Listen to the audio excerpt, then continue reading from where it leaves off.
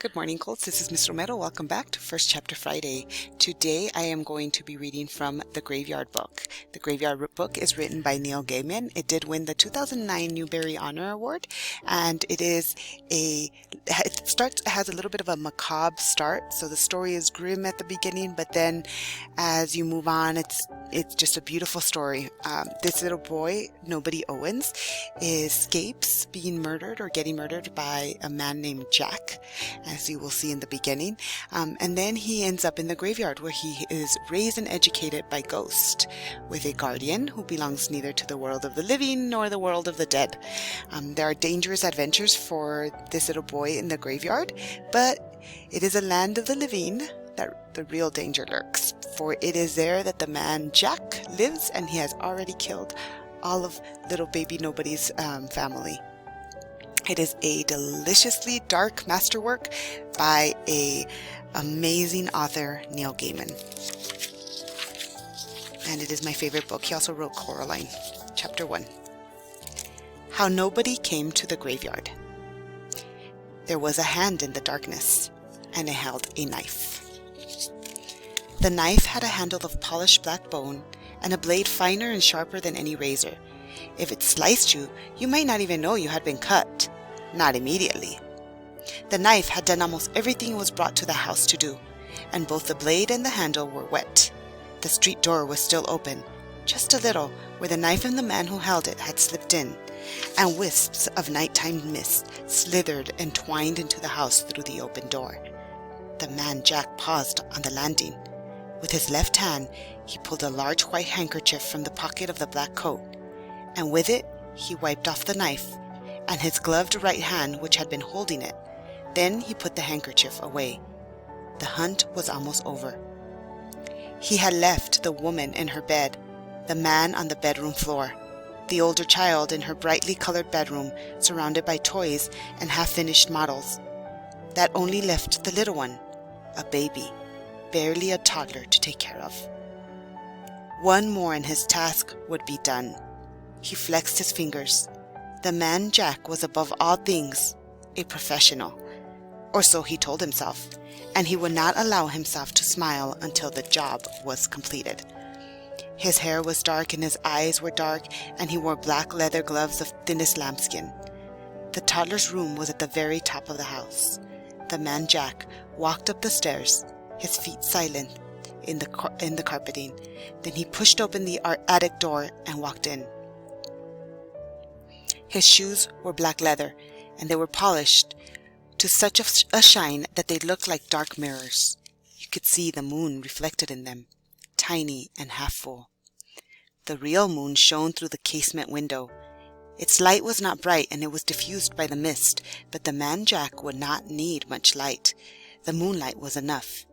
It would do. He could make out the shape of the child in the crib, head and limbs and torso. The crib had high slatted sides to prevent the child from getting out.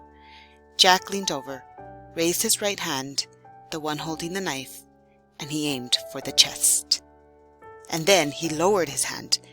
The shape in the crib was a teddy bear. There was no child. The man Jack's eyes were accustomed to the dim moonlight, so he had no desire to turn on an electric light, and light was not that important, after all. He had other skills. The man Jack sniffed the air. He ignored the scents that had come into the room with him, dismissed the scents that he could safely ignore, honed in on the smell of the thing he had come to find. He could smell the child, a milky smell like chocolate chip cookies and the sour tag of a wet disposable nighttime diaper. He could smell the baby shampoo in its hair, and something small and rubbery. A toy, he thought, and then, no, something to suck that the child had been carrying. The child had been here. It was here no longer. The man Jack followed his nose down the stairs through the middle of the tall, thin house. He inspected the bathroom, the kitchen, the airing cupboard, and finally the downstairs hall, in which there was nothing to be seen but the family's bicycles, a pile of empty shopping bags, a fallen diaper, and the stray tendrils of fog that had insinuated themselves into the hall from the open door to the street.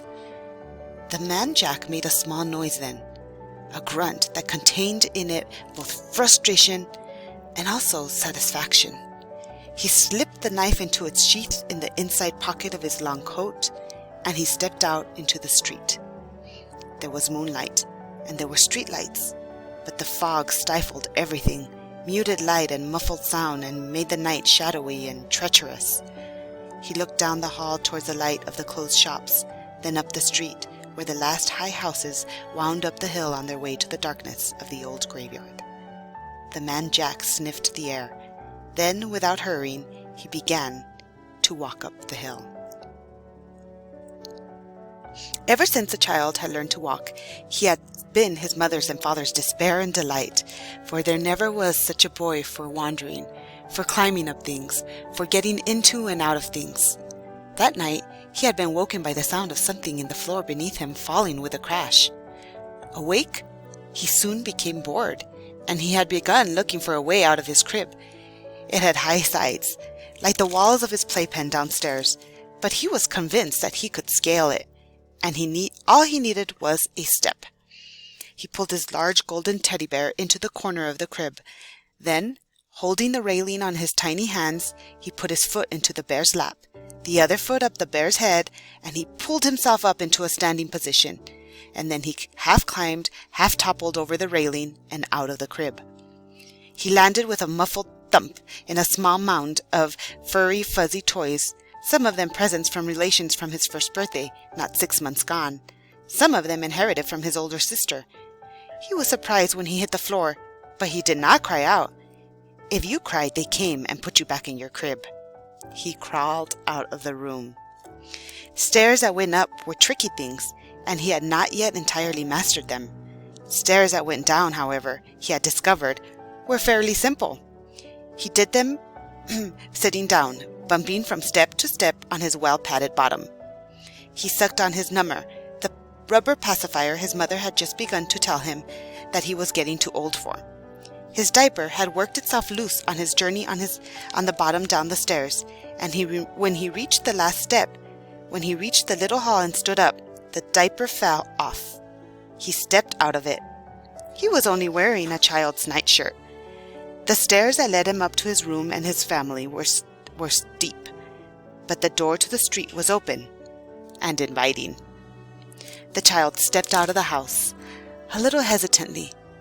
The fog wreathed around him like a long-lost friend, and then, uncertainly, at first, then with increasing speed and confidence, the boy tottered up the hill. The fog was thinner as you approached the top of the hill. The half-moon shone, not as bright as day, not by any means, but enough to see the graveyard enough for that. Look. You could see the abandoned funeral chapel, iron doors padlocked, ivy on the sides of the spire, a small tree growing out of the guttering at roof level. You could see stones and tombs and vaults and memorial plaques. You could see the occasional dash, a scuttle of a rabbit or a vole or a weasel as it slipped out of the undergrowth and across the path. You would have seen these things in the moonlight if you had been there that night. You might not have seen a pale, plump woman who walked the path near the front gates, and if you had seen her, with a second, more careful glance, you would have realized that she was only moonlight, mist, and shadow.